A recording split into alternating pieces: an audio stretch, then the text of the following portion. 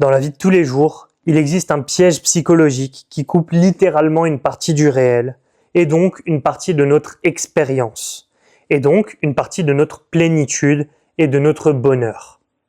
Les explications que je vais donner vont être un peu techniques, mais quand tu vas arriver au bout du propos avec les exemples que je vais mentionner, tu vas te rendre compte que c'est très simple, très banal, et que tu l'as déjà vécu des tas de fois. Alors écoute bien, si tu veux réellement accéder à une meilleure expérience de vie, dans le temps limité et imparti que tu as à passer sur cette terre. On a tous déjà vécu cette situation. Tu sais, cette situation où tu réponds de façon automatique, sans aucune réflexion. Où la personne qui est en face de nous propose quelque chose, et on dit oui ou non, mais pas sur base de cette expérience, de ce qu'elle pourrait nous apporter dans l'instant, mais sur base de l'idée qu'on s'en fait, par rapport à ce que ça nous a apporté dans le passé. Même pire, des fois il n'y a aucune proposition, juste une personne vient de parler, et tu ressens une gêne intérieure. Tu commences à te dire, si je rentre dans un schéma relationnel avec cette personne, si je donne du temps et de l'attention, je sais exactement dans quelle disposition mentale ça va me mettre. À l'intérieur de moi, je vais me sentir détendu et relâché. C'est l'effet que je ressens quand je parle avec cette personne. Et cet état d'être, malheureusement, je ne peux pas me le permettre en ce moment. J'ai trop à bosser, j'ai trop à prouver. Il faut que je sois constamment en pleine capacité, constamment plein d'énergie. En effet, tu vois bien que là, on se base sur ce qu'on a vécu dans le passé. Peut-être même que tu ressens une pointe de cet état à peine cette personne te parle. Et ça nous mène des fois à être froid, distant, et à complètement supprimer des personnes de notre vie. On va couper une partie de l'expérience humaine et vivante pendant une période de temps. Et parfois pour toujours. Et parfois, on pensait que c'était exactement ce qu'il nous fallait. Parce qu'on croyait avoir la toute-puissance et la pleine mesure de la situation. Bah oui, on sait ce qu'on veut. On a posé des objectifs. Et on s'acharne pour les obtenir. Et on compte bien les valider, étant donné que si on n'y arrive pas, ça dit quelque chose sur nous. On s'y est attaché, évidemment. Et si on n'arrive pas à faire de notre corps ou de notre mental l'objet de performance qui permet d'atteindre tel ou tel résultat, c'est qu'on manque de volonté, c'est qu'on manque de sérieux, c'est qu'on manque de force, de capacité, de solidité, de valeur, qu'on n'est pas quelqu'un sur qui l'on peut compter. Et ça, c'est impossible pour notre psyché. Impossible, car ces facteurs-là sont littéralement ce qui a fait que nous avons tenu bon, que nous avons pu maintenir un groupe solide pendant toutes ces années, à travers les différents dangers et obstacles que la nature nous proposait, ou que même d'autres groupes humains nous ont imposés lors des guerres de clans, de cataclysmes climatiques, et j'en passe et des meilleurs. Sauf que dans la société actuelle, tous ces problèmes sont réglés, entre guillemets, bien sûr, mais là, t'es dans ta vie, avec tes ressources, ton travail, ta famille, le niveau de confort auquel tu as accès et toutes les opportunités qui sont ouvertes à toi. Et les objectifs que tu t'es posés sont complètement illusoires. Ils servent juste à auto-valider la perception que tu as de toi-même, l'identité que tu t'es construit, le sens que tu donnes même à l'existence finalement, alors qu'en réalité ce fameux sens, tu l'as créé à partir de rien. Tu as pris des éléments présents dans ton environnement et tu en as fait un veau d'or. Quelque chose que tu allais vénérer, qui allait être ton absolu, quelque chose qui primerait sur tout. C'est ça ou rien. Et je vais y arriver coûte que coûte. Combien de fois tu t'es déjà dit ça? Je sacrifierais tout pour ça. Ah ouais? T'es aussi acharné?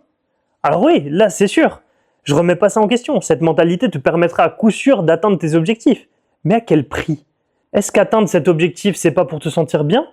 C'est pourquoi alors? La réussite sociale? Pour te permettre de te sentir bien in fine quand même. L'argent, pour te permettre d'être libre, de consommer littéralement ce que tu veux, pour te sentir bien in fine quand même. Mais si sur l'autel de ton objectif, tu sacrifies ta capacité à te sentir bien, crois-tu que cette réussite matérielle va te permettre en effet d'atteindre ce méta-objectif que tu as mis derrière ton veau d'or? Crois-tu que le fait d'avoir mis une étape entre toi et te sentir bien était pertinent? Ne crois-tu pas que tu peux accéder à cet état d'être où tu te sens bien à l'intérieur, peu importe les conditions extérieures, dès maintenant? Dans l'instant?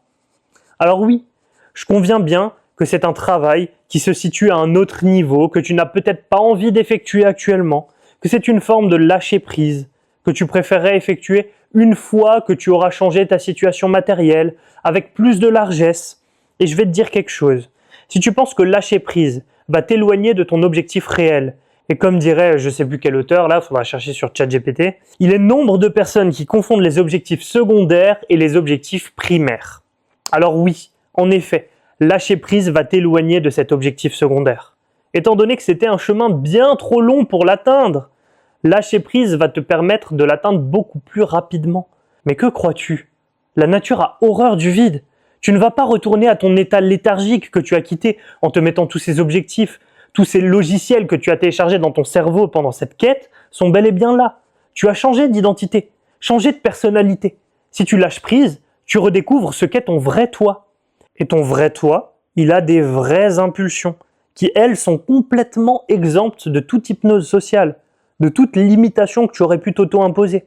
Et oui, en effet, faire ça, ça passe à nouveau par une phase de chaos. Phase de chaos que tu n'es pas prêt à accueillir pour l'instant. Tu n'es pas prêt à affronter ce chaos comme si tu en sortais à peine, comme si tu venais à peine d'avoir du confort, comme si tu avais quitté ton état initial il y a seulement quelques mois. Et ça, ta psyché, elle le ressent. Elle a l'impression, du coup, qu'elle doit, en effet, se protéger, qu'elle est fragile. Et du coup, elle préfère se rattacher à un objectif extérieur, plutôt qu'un objectif intérieur. Étant donné que la dernière fois que tu as fait une plongée en ton fort intérieur, tu as vu beaucoup trop de noirceur. Tu n'as rien besoin de changer. Continue envers ton objectif, juste ne te mens pas à toi-même. Comprends que c'est une illusion que tu t'es auto-imposée et qu'il y a en effet d'autres approches et d'autres méthodes qui peuvent te permettre de te sentir bien, plutôt que de continuer à t'acharner sur des objectifs extérieurs qui t'apporteront que le vide derrière au final. Parce que lorsqu'on a fini de s'acharner sur un objectif, qu'est-ce qu'on fait? Mais je vais te le dire moi, parce que se mettre des objectifs extrêmes, c'est littéralement ma vie depuis 10 ans. Eh bien, c'est comme toute drogue. On augmente les doses, plus variées, plus intenses, plus de quantité. Alors si tu veux jouer à cette course éperdue jusqu'à la fin de tes jours et te poser des questions s'il n'y aurait pas autre chose que tu aurais aimé faire sur ton lit de mort, tu peux. Ou alors, tu peux accéder à un état d'être beaucoup plus paisible et bien plus serein et créer des objectifs en accord avec ton toi profond. Et c'est pas un travail agréable du tout ce que je propose, ça c'est d'une évidence sans nom.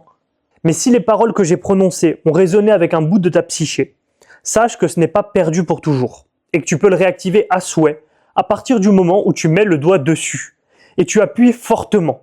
Alors oui, comme je dis toujours dans mes conférences, appuyer sur un endroit qui fait mal, ça fait très mal dans un premier temps. Mais comme tout bon massage, dans un second temps, ça soulage. Donc maintenant, il va falloir que tu saches utiliser cette discipline que tu as développée, cette compétence-là, à te mettre dans une discipline accrue et à affronter la douleur à l'extérieur, mais cette fois pour atteindre des objectifs sur toi-même. Il va falloir maintenant que tu saches appuyer sur les points qui font mal à l'intérieur de toi-même, pour t'en libérer et opérer depuis un tout autre état d'être, une toute autre posture, avoir une capacité à faire face, mais pas à faire face à des obstacles illusoires que tu as positionnés toi-même à l'extérieur de toi, pour ne pas te ressentir à l'intérieur, mais faire face aux réels obstacles que tu as mis entre toi-même et ton fort intérieur, pour te sentir dispensé, car à chaque fois que tu regardais, ça te faisait affreusement mal. Si tu veux commencer le travail, c'est long, c'est chiant, mais j'ai rendu ça gratuit pour t'enlever de la friction, parce que je veux vraiment qu'il y ait un maximum de personnes qui puissent accéder à cet état d'être. J'ai mis un lien là dans la description en dessous de cette vidéo, donc clique dessus et envoie-moi un message quand c'est fait. J'espère vraiment te voir au prochain coaching live. On en fait tous les vendredis à 18h et tous les dimanches à 11h. On se voit de l'autre côté, mon ami.